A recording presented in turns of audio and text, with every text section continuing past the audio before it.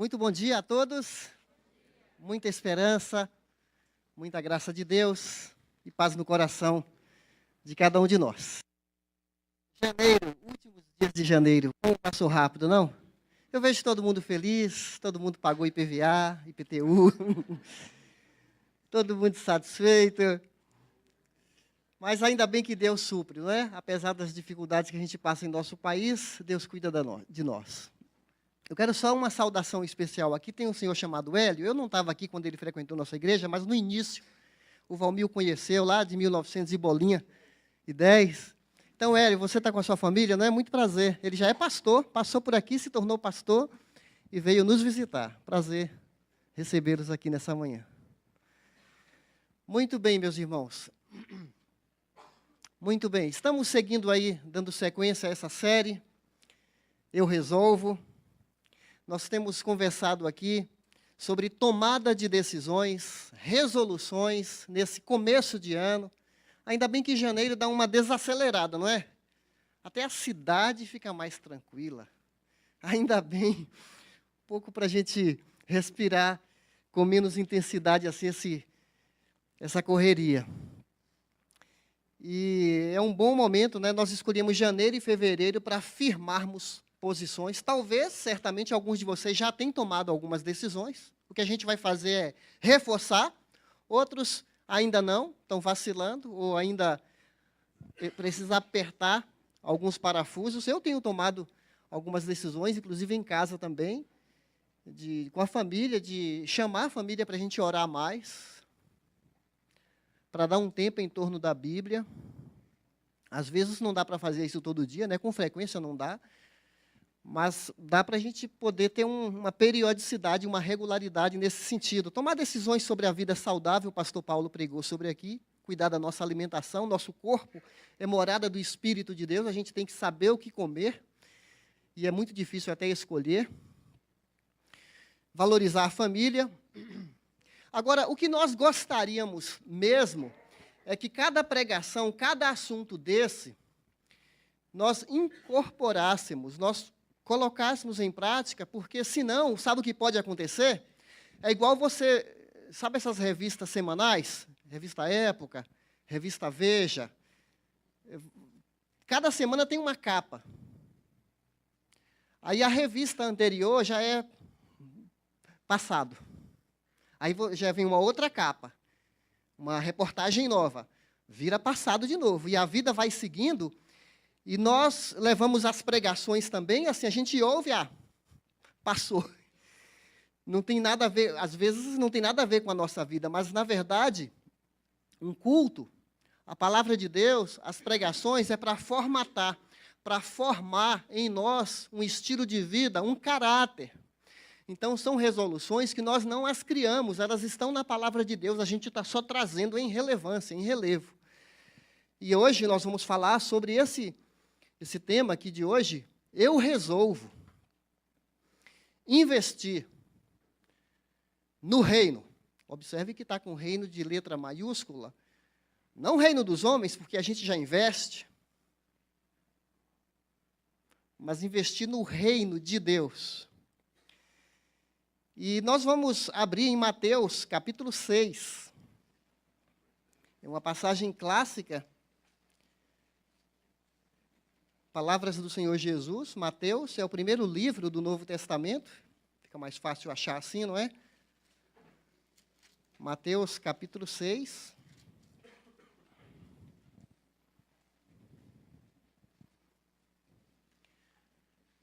O texto está ali na tela, Mateus 6,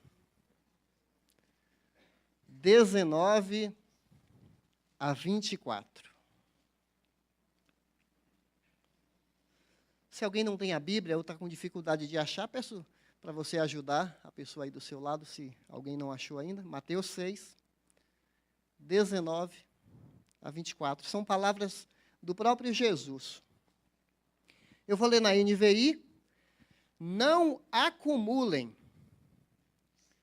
para vocês tesouros na terra, onde a traça e a ferrugem destroem, e onde os ladrões arrombam e furtam. Mas acumulem para vocês tesouros nos céus, onde a traça e a ferrugem não destroem, e onde os ladrões não arrombam nem furtam. Pois onde estiver o seu tesouro, aí também estará o seu coração. Os olhos são a candeia do corpo. Se os seus olhos forem bons, todo o seu corpo será cheio de luz. Mas, se os seus olhos forem maus, todo o seu corpo será cheio de trevas. Portanto, se a luz que está dentro de você são trevas, que tremendas trevas são. Ninguém pode servir a dois senhores, pois odiará um e amará o outro, ou se dedicará a um e desprezará o outro. Vocês não podem servir a Deus e ao dinheiro. Na outra tradução, a mamon, que é uma personificação do dinheiro ou das riquezas. Então, vamos orar antes de prosseguirmos. Senhor, mais uma vez estamos aqui, ajuntados, congregados, nesse grupo que se chama igreja, onde nós te adoramos, onde nossos olhos estão voltados para ti e não para homens. Por mais gostoso que seja esse local, por mais aconchegante, por melhor que seja a nossa amizade mútua, mas nossos olhos estão fitos, focados em Jesus. Ele é o motivo do nosso ajuntamento, a razão da nossa vida, o motivo da nossa existência.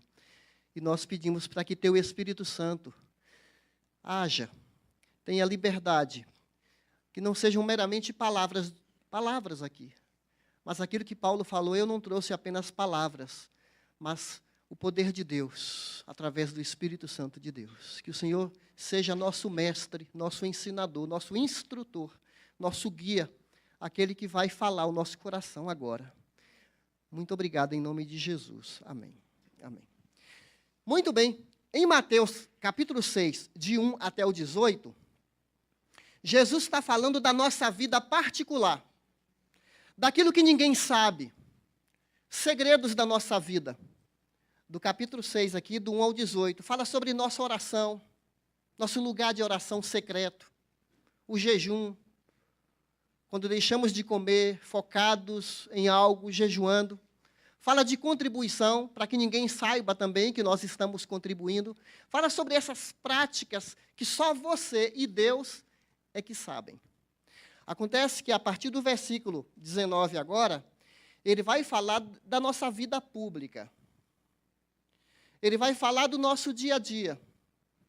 Ele vai falar da nossa vida exterior, o nosso relacionamento com as pessoas, bens materiais, vai falar sobre o nosso relacionamento com propriedades, vai falar da questão de comer, beber, nossa vestimenta, que são necessidades básicas da vida. Então, ele vai começar a falar a partir do versículo 19. Até porque você não vê a Bíblia separando a nossa vida com Deus da nossa vida, vamos dizer assim, a nossa vida normal no mundo.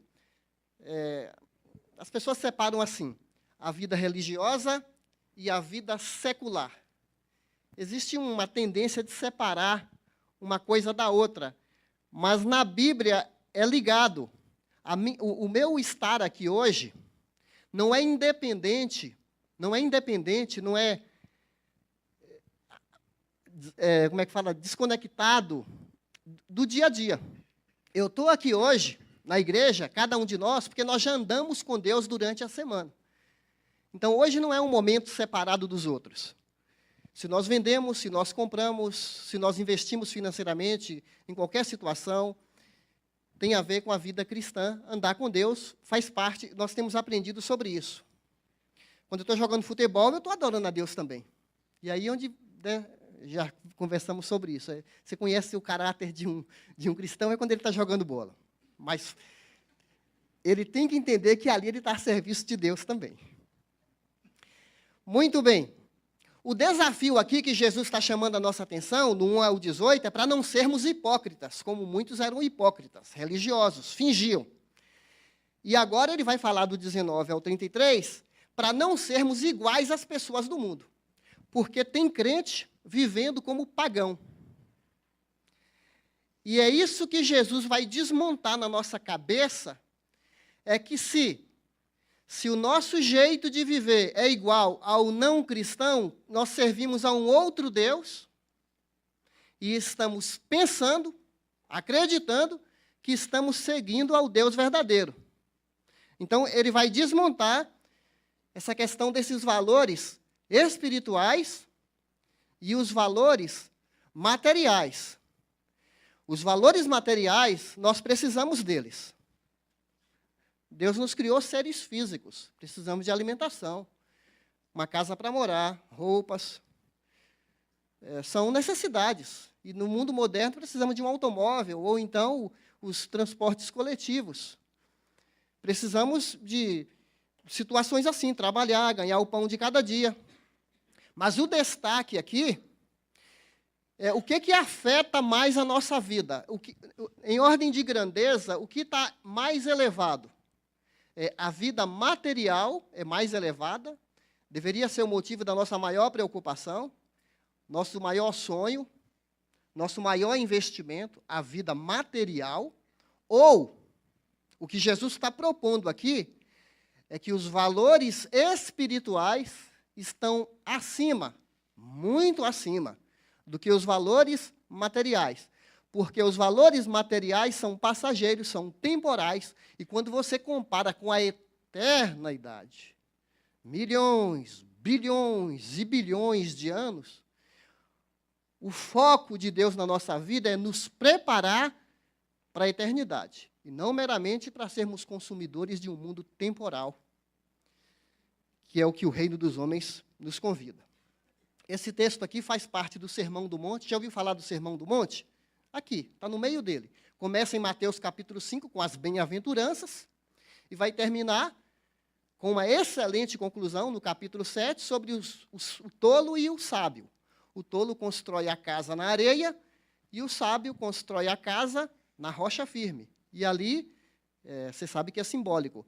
Quem constrói a casa na areia são na cultura, nos costumes dos homens, nas religiões humanas, e quem constrói na terra firme simboliza Jesus, que é a rocha, onde ele termina esse sermão dizendo para a gente construir a nossa vida na palavra dele. Então, não é a palavra do Edgar, é a palavra de Deus aqui. E ele começa com uma ordem negativa. Não acumuleis, aqui no versículo 19, para vocês tesouro na terra. Vou repetir de novo. Não acumulem para vocês tesouros na terra. Esse é um dos ensinamentos mais revolucionários de Jesus e um dos pouco praticados. Porque ele está falando exatamente o que está falando e parece que, às vezes, estamos bloqueados para entender o que está por trás desse investidor que já antecipadamente está mirando algo que dura para sempre. Agora, não acumuleis para vós tesouro. Tesouro é uma palavra ampla. Nós podemos incluir dinheiro também. Mas se você parar para pensar, todos nós, em alguma medida, temos algum tesouro. Estou até lembrando daquele personagem lá do Senhor dos Anéis, que ele vai se desfigurando à medida que a série são uma trilogia, né? À medida que os filmes se desenvolvem, ele vai se desfigurando por causa do precioso. Não é verdade? Para ele é meu precioso, meu precioso, meu precioso. Para ele é aquele anel de ouro que tem um fascínio, que exerce um fascínio que o domina. E ele está cego, e ele morre até dentro de um vulcão lá, na lava do vulcão, e ele com aquele anel tentando salvar, morrendo, mas tentando salvar o ouro que está ali na sua mão. Então, o tesouro pode ser também uma pessoa, a quem atribuímos um valor além da conta, pode ser um filho, pode ser uma carreira, pode ser um cargo, pode ser uma bijuteria que para os outros não tem valor, mas para você tem. Se essa bijuteria se perder, o mundo vai acabar. Pode ser o amor ao trabalho. Tem gente que não consegue parar. Não consegue parar. Ou qualquer coisa que começa e termina nessa vida. Pode ser algo bom ou não. Pode ser, às vezes, até alguma coisa sutil que nós nem percebemos. A Bíblia não é contra a gente comprar, investir, planejar para o futuro, ter previdência. Inclusive, previdência está na moda, né? É preciso correr atrás de uma previdência privada ou pensar em meios, porque a previdência do nosso país, toda essa problemática que está envolvida aí, se a lei for aprovada e os efeitos colaterais dela ou não. Então, a gente tem que estar se preparando. A Bíblia não é contra esse planejamento. Faz parte da nossa vida. O homem prudente. A prudência vai ser um tema da nossa série. Eu resolvo ser um homem prudente, precavido. Acontece, porém, que o que Jesus está falando aqui é que nosso coração não pode estar na segurança material. Por quê? Porque ninguém tem garantia absolutamente de nada. Não há garantia de nada. Fatores da natureza, ladrões, traça, ferrugem, vão consumir tudo à medida que o tempo passa. Agora, quem é que está escutando Jesus? Eram ricos? Qual era o auditório de Jesus? Eram ricos? Não. Em sua maioria, eram camponeses, pescadores, pessoas pobres, servidores públicos. Havia um grupo de religiosos avarentos. Avarentos. Pensavam só neles. Eram mesquinhos. E eram dominados pela ganância. O mundano, a pessoa mundana, cristã ou não, vamos colocar assim, cristã ou não, porque às vezes não dá para você separar uma coisa da outra, mas o raciocínio dele é meu. Eu ganhei com meu dinheiro, eu faço o que eu quero, eu tenho que cuidar de mim, eu tenho que fazer meu pé de meia, eu estou pouco me lixando, eu quero o meu. O cristão, o raciocínio dele é: eu não sou proprietário de nada. O que eu tenho, o que eu sou, foram entregues a mim para administrar. Eu vou prestar contas a Deus. E eu estou aqui para ser um gestor, um administrador. E eu vou glorificar a Deus com aquilo que Ele confiou a mim. Meus filhos, minha casa, meu carro, meu emprego, minha renda, eu vou glorificar a Deus através de tudo isso. Então, Jesus está contradizendo os gurus financeiros, os economistas. Jesus está indo na contramão do pensamento mundano, do pensamento do mundo. Ele está dizendo que existe um plano melhor, um investimento melhor para nós. Sabe por quê? Porque dentro das propostas de Jesus, ele falou: eu vim trazer vida. E vida plena. Tem gente, inclusive cristãos, que acha que vida plena é ter a poupança, o investimento, imóveis e imóveis. Para ele, vida plena é isso. Daqui a pouco a gente vai aprender que se vida plena é isso, ele é escravo, ele é servo de uma entidade, potestade aqui, que é Mamon, que ele é escravo da riqueza. Ele não tem vida, na verdade. E esse é o preço que o adorador do dinheiro paga, é a própria inquietação, como efeito colateral dessa vida escrava, que ele vai falar 3 vezes para nós: não se preocupem, não se preocupem, não se preocupem. E o não cristão não sabe o que quer dizer, o que significa isso. Então, a proposta que nós temos num texto como esse, cada discípulo de Jesus recebeu a ordem para investir mais no céu do que na terra. Eu queria ler esse texto com vocês. Vamos ler juntos? Cada discípulo de Jesus recebeu a ordem para investir mais no céu do que na terra. Vamos trazer isso mais perto de nós? Eu recebi de Jesus, vamos falar assim? Eu recebi de Jesus a ordem para investir mais no céu do que na terra. Pronto. Se essa verdade ficar guardada em nosso coração, nós já seremos as pessoas mais ricas do mundo. Em todos os sentidos que você puder pensar. É melhor essa verdade, olha, eu estou sendo bem sincero com você, é melhor essa verdade no coração do que você ganhar na Loteria Federal. Bem acumulada aí, eu não sei qual foi o valor da última. Apenas por essa verdade aqui. Muito bem. Jesus inverte, porque o mundo nos ensina o contrário, não é? O mundo nos ensina que nós recebemos a ordem de investir mais na terra do que no céu. Não é isso que a gente aprende? Tem que investir aqui, você não sabe o dia de amanhã. Isso, eu nasci com isso martelado na minha cabeça. Você tem que pensar aqui, você tem que pensar aqui, porque você não sabe o dia de amanhã. Está aqui incrustado.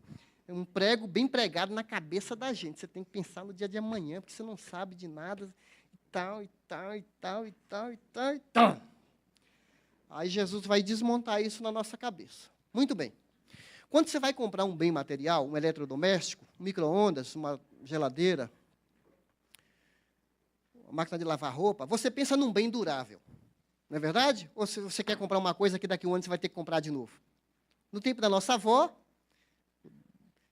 da minha mãe, no caso, já tinha fogão que durava 20 anos. Fogão a gás, geladeira 20, 30, o Fusquinha durou quantos anos aí? Né? De 60 até 80 e tanto. Os bens não são mais duráveis. Eles já colocam ele vencido já. É por isso que a gente compra a geladeira, já está com a data de validade lá, que é chamado de obsolescência programada. Né? Já vira obsoleto quando você compra, daqui a um tempo vai mudando e tudo mais. Mas a gente quer comprar uma coisa que dura. E, infelizmente, nem sempre acontece de durar. O que Jesus está propondo para nós aqui é investir em algo que não... em algo que vai durar para sempre. Nada, nada, nada vai tirar aquele crédito, vou usar essa palavra, aquele investimento que ele propõe para nós aqui. Olha, Jesus está falando aqui, ele chama os discípulos em particular. A multidão está ouvindo, mas Jesus não está falando para o não cristão acumular tesouro no céu. Ele está falando para quem? Povo de Deus. Ele está falando para o povo de Deus. Nós encontramos nesse texto essa divisão aqui. 2 tesouros, na terra e no céu. Nós encontramos aqui 2 perspectivas. Está no versículo 22 e 23, que a gente poderia falar de 2 olhares, né? 2 olhares, trevas e luz. Nós encontramos nesse texto 2 senhores, Deus e as riquezas, que está no versículo 24. E nós encontramos nesse texto 2 preocupações. A preocupação exagerada com o corpo, com a veste, com a vida, com o conforto, e também o reino de Deus. Em outras palavras, esse texto está falando da pessoa que tem o coração dividido, para ele ter foco, para ele ter um olhar que vai dar vida para ele e desembaraço. Em outras palavras, nossos recursos, nossa inteligência, tudo que a gente tem, a perspectiva, ele está chamando para olhar a perspectiva eterna. Aí eu quero fazer essa pergunta aqui para a gente pensar um pouquinho. Pergunta número 1. Qual vai ser, para você pensar, qual vai ser o seu maior investimento? Ou qual tem sido? Qual tem sido o seu maior investimento? De novo, Jesus não proíbe seus discípulos de trabalharem, de ganharem dinheiro, de serem prósperos, melhorarem de vida. Outras passagens reforçam a boa administração. De novo, ele fala para não colocar sua confiança, sua esperança nos bens que você adquire. Por quê? Traça, ferrugem e ladrões. Naquela época dos discípulos, as roupas eram muito valorizadas. Tinha um certo tipo de roupa que tinha fios de ouro. E tinha umas roupas que brilhavam, que eram muito valorizadas. Não tinha bancos como nós temos agora nesse mesmo sistema. Muitas pessoas guardavam em baús, debaixo da cama. As casas eram feitas com adobe. Acho que alguns ouviram adobe pela primeira vez. Eu morei numa casa de adobe. Adobe era um bloco de barro grande, forte, né? Só que naquela época era ainda mais simples do que adobe. Então, uma pessoa, se alguém saía de casa e vinha alguém com um enxadão, ele facilmente abria um buraco na casa e roubava da pessoa. Hoje tem outros mecanismos de roubo, né? Hoje tem outros tipos de impostos e roubos. Mas, de uma certa maneira, até quem guardava comida, vinham os ratos e comiam os grãos nos celeiros. Os ladrões vinham roubar, se não eram ladrões humanos. A mais bela flor começa a murchar quando nós a arrancamos da planta. Assim na vida, tudo tem um processo de deterioração, desde o físico mais perfeito, o rosto mais belo, a mente mais inteligente, começa a dar sinais de enfraquecimento. Aí você fala, não, mas eu tenho que investir na minha aposentadoria. Tudo bem, mas e depois da aposentadoria? A vida se consiste apenas em se preparar para a aposentadoria? Então, Jesus fala aqui, foque no positivo. Ajuntei, no versículo 20, acumulem para vocês tesouros nos céus. Você sabe que o próprio Jesus é um tesouro? A própria pessoa de Jesus? Você sabe que em Colossenses 2, versículo 3, em Jesus estão escondidos todos os tesouros da sabedoria e do conhecimento de Deus? Jesus, ele deveria ser o nosso maior bem, como a gente tem uma música que nós cantamos. Nosso maior tesouro é o Senhor Jesus. Ele contou uma parábola de um homem que encontrou um tesouro num campo, num terreno, num lote. E como a pessoa encontrou aquele terreno, aquele tesouro no terreno, estava enterrado lá, ele vende tudo que ele tem. Tudo. A casa, os móveis, se tinha aliança, deve ter vendido, se tinha bicicleta, deve ter vendido seus livros, suas ferramentas de pedreiro, de carpinteiro. Ele vendeu tudo, tudo, tudo e comprou o campo por causa do tesouro que estava lá. Esse tesouro é Jesus. E assim deveria ser nossa perspectiva de vida. Ele é o nosso maior tesouro. Todas as outras coisas não têm valor se comparado com a pessoa de Jesus. E a Bíblia propõe para nós pelo menos 3 investimentos. A palavra de Deus, o povo de Deus, a palavra de Deus, o povo de Deus e a pessoa de Deus. Que eu estou falando que Jesus é o nosso maior tesouro. Todo investimento financeiro feito para que essa Bíblia chegue até alguém é um investimento eterno. Cada real dado para que a palavra de Deus chegue aos povos não alcançados, ou literatura chegue aos povos não alcançados, é investimento no reino de Deus. Quando nós comunicamos a palavra de Deus verbalizada, falada, quando a gente compartilha com alguém, a gente está investindo em almas, em vidas. Cada pessoa que está aqui agora à noite, nesses andares superiores, cuidando dos nossos filhos, para que a gente esteja aqui, essas pessoas estão investindo tempo, talento no reino de Deus. E não são remuneradas, fazem por amor. E a gente precisa tratar muito bem essas pessoas e não exigir nada delas. Nada, nada, nada. E sim gratidão.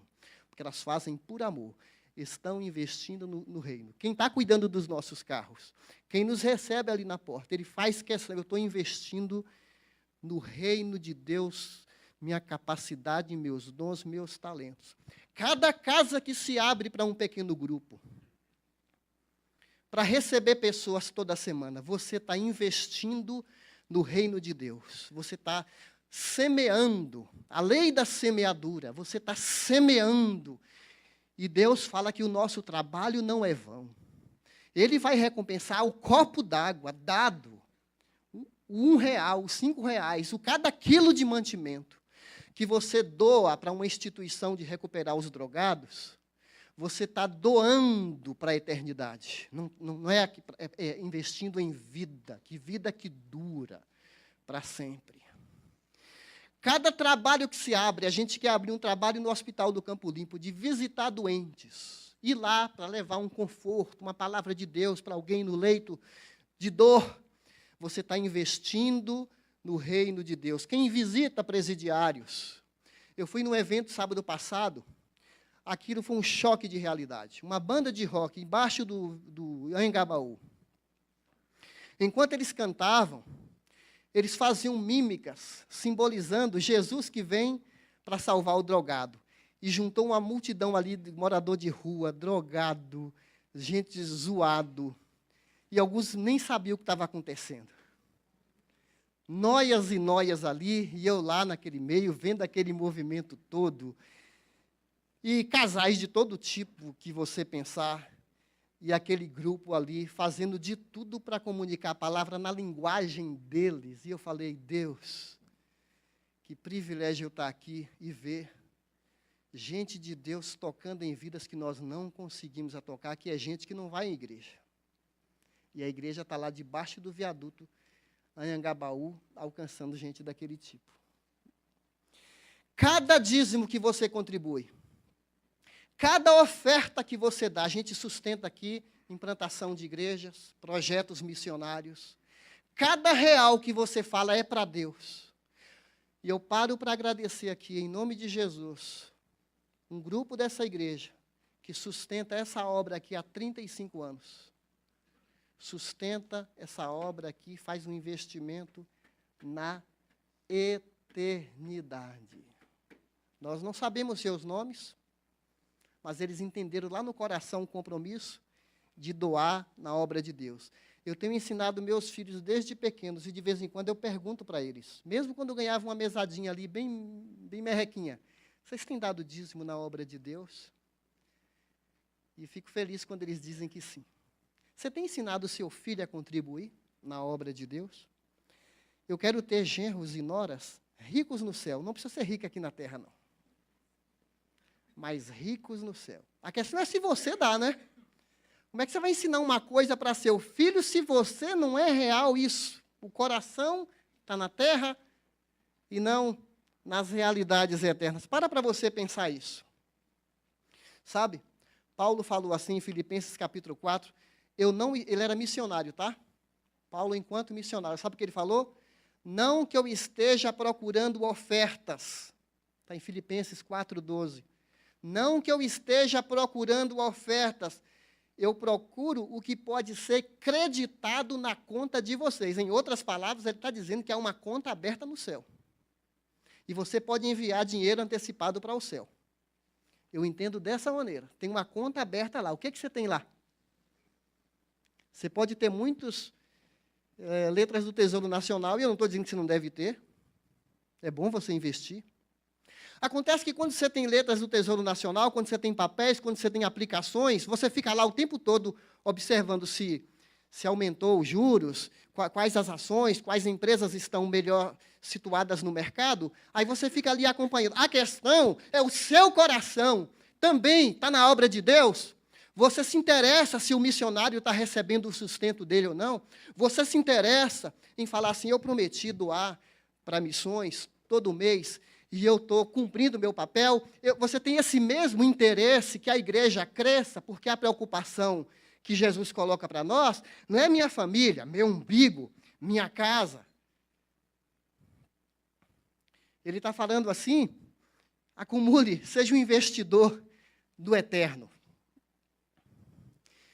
Foi Pedro que falou assim: bendito seja o Deus e Pai do nosso Senhor Jesus Cristo.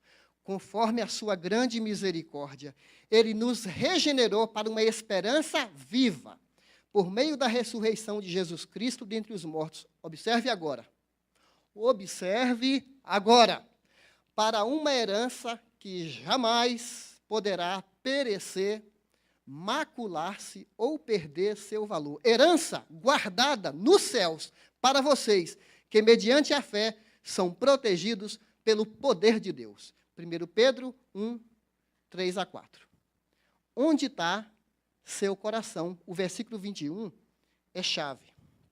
O versículo 21 é chave aqui. Onde estiver seu tesouro, ali estará seu coração.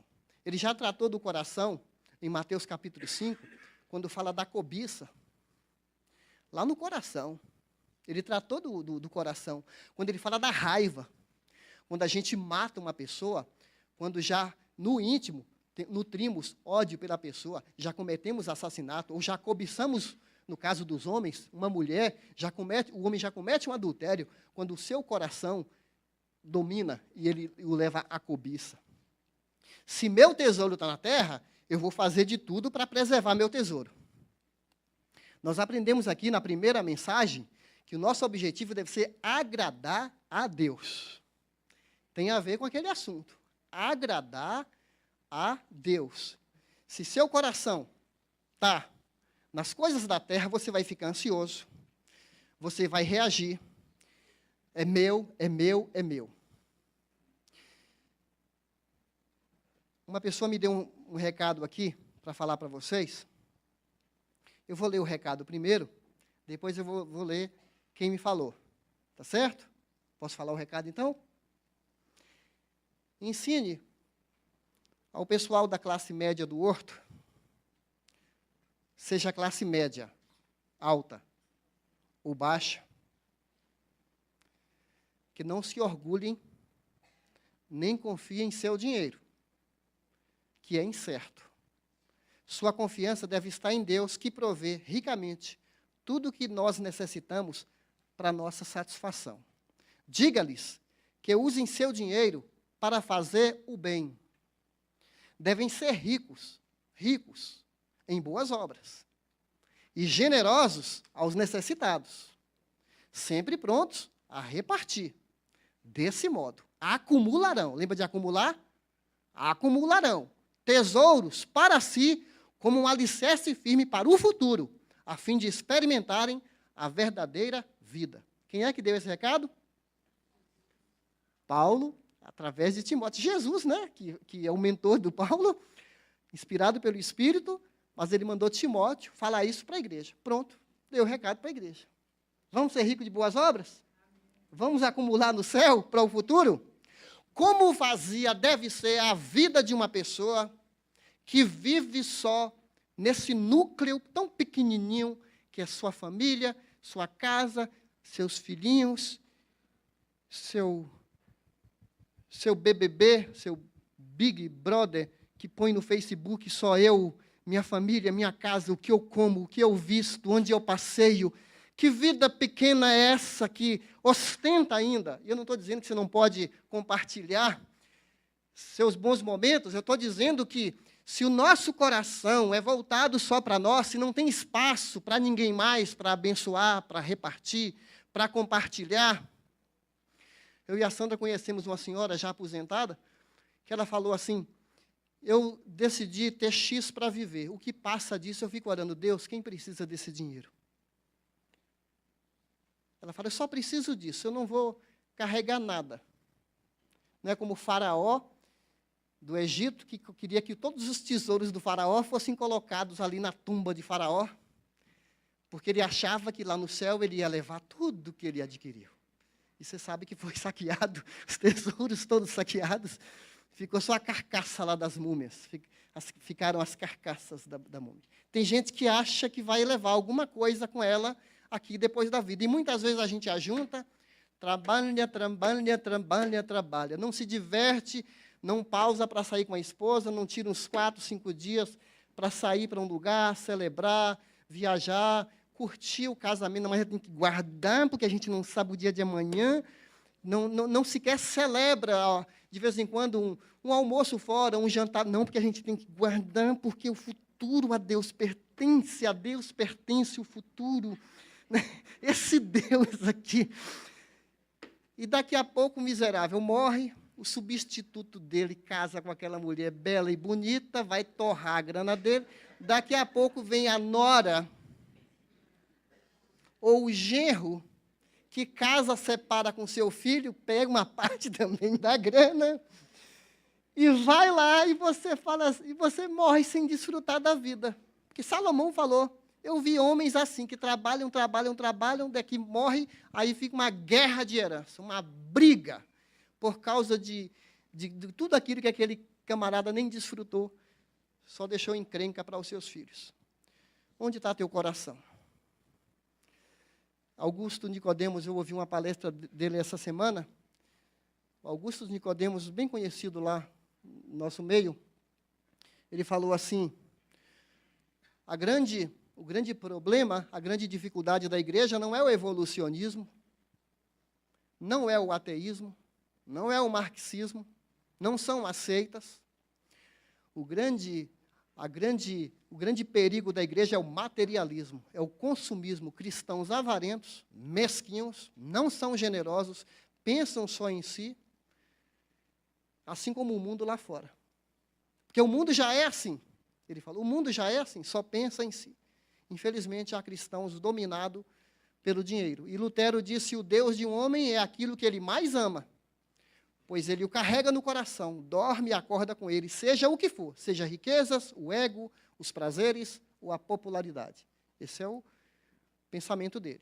E a melhor forma de combater o materialismo é doar. É um golpe quando você dá no coração. Quando todo mês a gente separa, essa parte é para a obra de Deus. Eu não vou desviar os dízimos de Deus. Eu já podia ter comprado apartamentos desde 25 anos que eu contribuo na obra de Deus, mas eu fiz uma escolha na minha vida. Não é que eu não possa investir, mas eu vou investir. Nada tira meu foco de desviar o dinheiro de Deus, porque aqui vai ficar por aqui. E lá, uma coisa é todo mundo ganhar a vida eterna, tá certo? Todos nós vamos ganhar a vida eterna. Outra coisa é a gente receber galardões, prêmios. Agradar a Deus. Já agora, Deus não precisa de dinheiro. Deus não precisa. Nós é que precisamos aprender a abrir mão para falar que há algo mais importante. De que adianta falar, eu creio em Jesus, eu dei minha vida para Jesus Cristo, Ele é o maior tesouro que eu tenho, mas a minha vida, os meus investimentos não refletem a minha fala. Que adianta eu encher a boca e falar que Jesus é meu Senhor, se o meu comportamento, o meu investimento não demonstra isso? Então, é uma fé falsa, é um fingimento. Ou creio ou não creio. Ou deposito a minha confiança que o céu é um investimento seguro ou não. Eu estou me iludindo. Eu estou enganando a mim mesmo, acreditando em algo que nem eu mesmo confio. É uma ilusão isso. É o cara que está construindo a vida dele na areia. E quando a gente fala que Jesus veio trazer uma vida para nós, a pessoa não sabe o que vida é essa, de confiar que Deus vai cuidar dela. Aqui uma pergunta, né? Onde está seu coração? Está em Deus ou no dinheiro? Esse é um missionário que foi morto por uma tribo aqui não me lembro agora se era Bolívia ou Colômbia, essa região aqui da costa da América do Sul. Ele deu a vida à obra missionária. Foi morto pelos índios, falando do amor de Deus. Ele disse assim, não é tolo aquele que abre mão do que não pode reter para ganhar o que não pode perder. Jim Elliot. Essa frase ficou muito conhecida para os missionários, porque investir no reino de Deus é questão de fé, é ou não é? Ora, a fé é a certeza de fatos, é a certeza de coisas que esperamos, a convicção de fatos que nós não vemos. É a convicção de fatos que nós não vemos. Sem fé é impossível agradar a Deus. Hebreus, capítulo 11, versículo 6. Pergunta número 2. Quem de fato é seu Senhor? Quem de fato é o seu Senhor? Mas antes dessa pergunta, no 22 e 23, ele fala de 2 olhos. 2 olhos. 22 e 23. Os olhos são a candeia do corpo. Se seus olhos forem bons, todo o seu corpo será cheio de luz. Se seus olhos forem maus, todo o seu corpo será cheio de trovas. Esses olhos bons significam o quê? O que tem a ver com esse texto aqui? Os olhos bons pertencem àquela pessoa que tem uma motivação pura. Ela tem um único interesse, que é o interesse do reino de Deus. E Jesus ilustra com a luz. Ele crê nas palavras de Jesus, abandona as riquezas da terra, investe no céu e sabe que está investindo em segurança. Esses olhos maus é uma pessoa que ela não tem foco.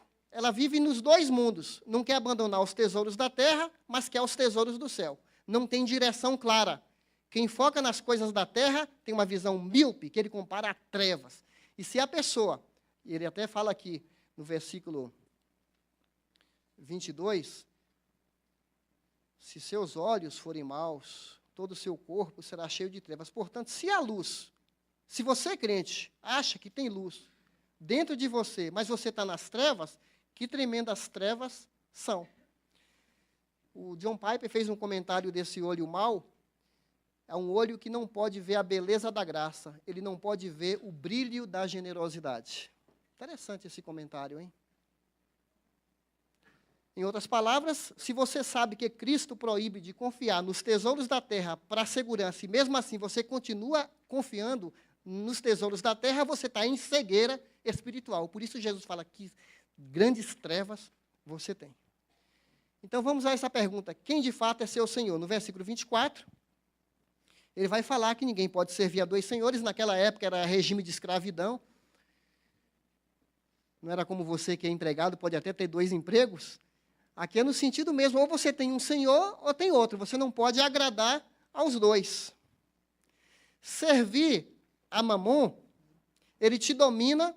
Mamon é uma palavra de origem aramaica, que foi já traduzido como uma divindade pagã universal, porque o dinheiro em todas as culturas, Jesus dá uma personalidade para ele. A gente sabe que dinheiro é neutro. Tem gente que fala assim, o dinheiro é a raiz de todos os males. Já ouviu isso? Mas não é. Dinheiro é neutro. O que a Bíblia fala? O amor ao dinheiro é a raiz de todos os males. 1 Timóteo, capítulo 6, fala sobre isso. Nós não podemos ter os pés em 2 barcos. Ou é Jesus, ou o dinheiro. Onde nós estamos fincados. E o materialismo pode nos escravizar. Sabe, na hora da crise, a gente vai decidir se a gente vai adorar a Jesus ou não. Fazer de Mamon a razão da sua vida, acumular e não repartir, se apegar ao dinheiro, a pessoa vai se tornando avarenta. E Colossenses capítulo 3 fala que a avareza é igual à idolatria, que quer dizer adorar Mamon. Irmãos, eu anotei um pensamento aqui. Se Deus concede riquezas e as usamos para a glória dele, as riquezas são bênçãos. Que você seja rico. Sabe por quê? Tem 2 classes não alcançadas no Brasil, as extremamente ricas e as extremamente pobres. E precisa de gente rica para alcançar os ricos. Que Deus te abençoe para você alcançar. E precisamos de gente para alcançar os pobres também. Porque são povos não alcançados no Brasil. É difícil alcançar esses 2 extremos. E ele continua, mas se desejamos enriquecer e vivemos de acordo com essa perspectiva, pagaremos um alto preço pelas riquezas que buscarmos. A gente vai viver ansiosos. Vamos viver ansiosos. Então, terminando aqui, qual será seu estilo de vida? Aí Jesus fala 3 vezes, no versículo 31, se você ler aí atentamente, 6. Eu até sugiro você ler o capítulo 6 inteiro em casa, mas aqui no 6:31, ele está dizendo, 6:31, portanto, não se preocupem, dizendo o que vamos comer, no versículo 31. o 25 também, ele diz no 25, portanto eu digo, não se preocupe com a sua própria vida, quanto ao que comer ou beber. Aqui tem um triplex, né? Triplex é uma palavra muito... Tripé. Só para descontrair um pouquinho, né?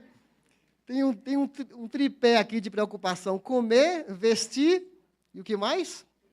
Beber.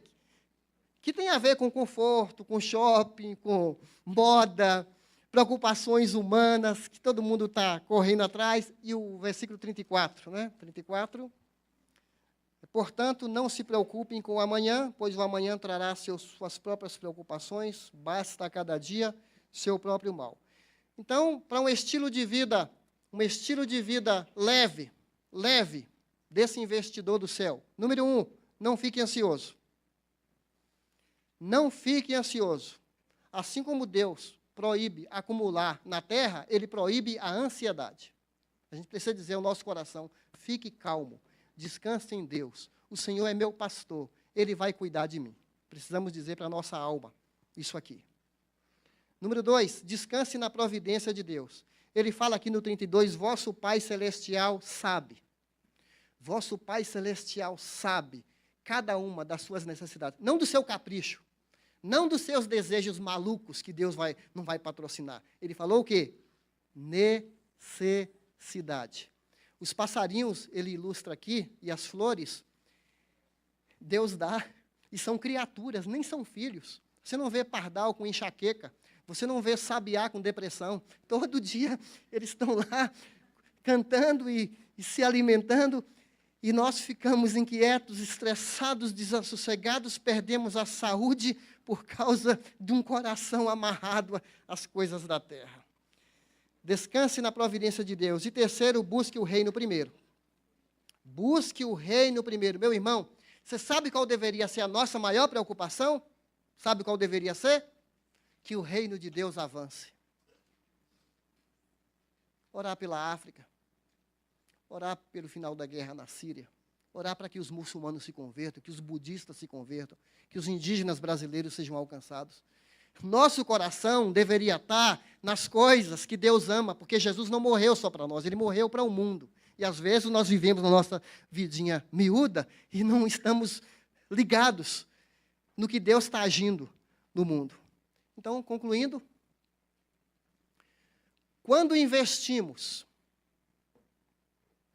no tesouro celeste, em vez dos tesouros da terra, quando seguimos a luz e não as trevas, quando escolhemos servir a Deus e não a Mamon, que é o dinheiro, estaremos prontos a entender o que significa buscar, pois, em primeiro lugar, o reino de Deus. Nós vamos cantar o último hino. Por favor, vamos... não temos um hino agora, tá certo. Então, nós vamos orar uma última oração, tá certo? Vamos nos colocar de pé, irmãos?